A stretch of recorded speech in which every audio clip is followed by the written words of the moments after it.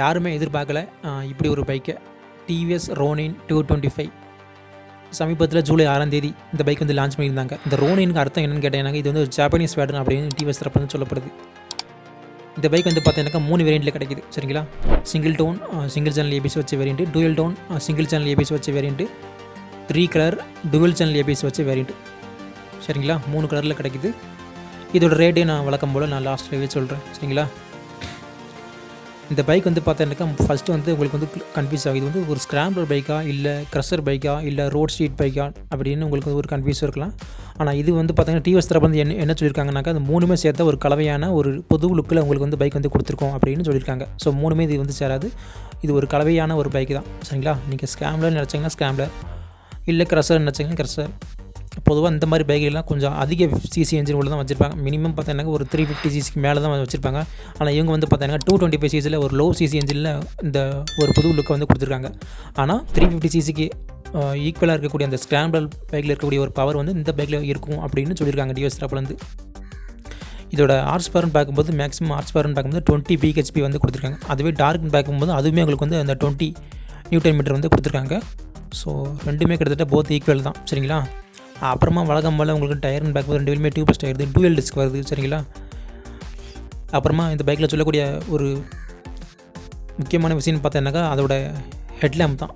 கிட்டத்தட்ட ஒரு ரெட்ரோ லுக்கு, கிளாசிக் லுக்கில் உங்களுக்கு ரவுண்ட் ஷேப்பில் உங்களுக்கு வந்து LED ஹெட்லேம்ப் வருது. இன்க்ளூடிங் அந்த நடுவில் அந்த T லோகோ. சரிங்களா? அது வந்து ஸ்பெஷலாக சொல்லணும். அதுக்கப்புறம் பார்க்கும்போது கிளஸ்டர் தான். ஃபுல் அண்ட் ஃபுல் எல்லாமே உங்களுக்கு வந்து டிஜிட்டல் தான். அதுவுமே பார்த்தீங்கன்னா ஒரு புது டிசைனில் உங்களுக்கு வந்து வருது. இதுக்கு முன்னாடி TVS இந்த மாதிரி ஒன்று வந்து கிடையவே கிடையாது. ஸோ இந்த பைக்கில் தான் கொஞ்சம் புதுசாக கொடுத்துருக்காங்க. அந்த ரவுண்ட் ஷேப்பில் டிஜிட்டல் கன்சோல் வருது. அது எப்படி வச்சுருக்காங்கன்னா பைக்கில் ஃபிட் பண்ணாமல் கொஞ்சம் உசத்தி மேலே ஃபிட் பண்ணியிருக்காங்க. சரிங்களா?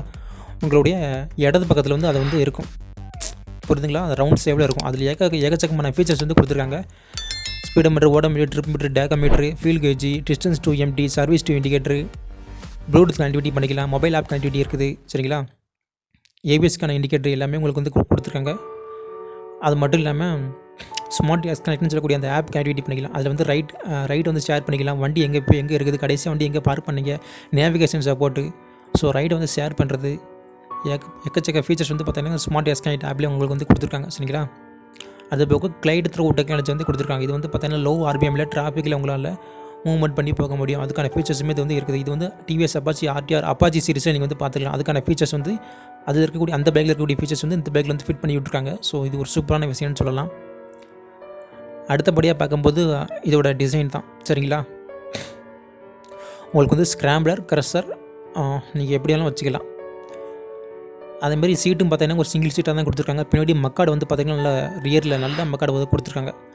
அதுமாதிரி சஸ்பென்ஷன் பார்க்கும்போது ஃப்ரண்ட் வந்து USD4க்கு வருது. மிடில் வேரியண்ட்டு, டாப் வேரியண்ட், இந்த 2 வேரியண்ட்டில் மட்டும் USD4 கூட சஸ்பென்ஷனோட கலர்னு பார்க்கும்போது கோல்டு கலரில் வருது. ஆனால் பேசிக் வேரியண்ட் வந்து பார்த்தீங்கன்னாக்கா உங்களுக்கு வந்து அந்த பிளாக் கலர் தான் கொடுத்துருக்காங்க. சரிங்களா? அப்புறமா சைலன்சர், இது ஒரு ஃபுல்லாகவே உங்களுக்கு வந்து கவர் ஆகுது. சைலன்சருக்கு மேலோடைய கவர் மெட்டலால் கவர் பண்ணி விட்ருக்காங்க. ஸோ கால் வைக்கும்போது உங்களுக்கு அந்த அளவுக்கு ஹீட் இருக்காது. ஃபினிஷிங் பார்க்கும்போது அந்த குரோமால் வந்து ஃபினிஷ் பண்ணி விட்ருக்காங்க. இதுவுமே பார்த்தீங்கன்னாக்கா கொஞ்சம் நல்லா தான் இருக்குன்னு சொல்லணும்.